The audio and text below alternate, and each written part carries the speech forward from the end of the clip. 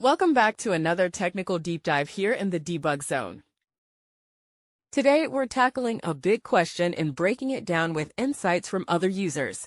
Hopefully, this clears up some misconceptions and helps you get the answer you need. So buckle up, stay a little curious, and let's jump right in.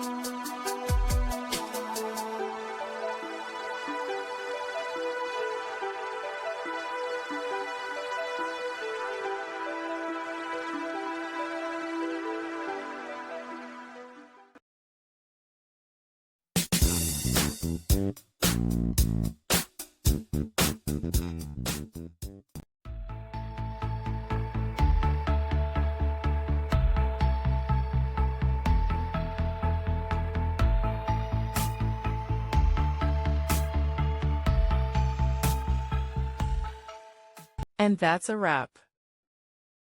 I hope you found the answer you were looking for. If you did, take a second to hit that subscribe button. It really helps out.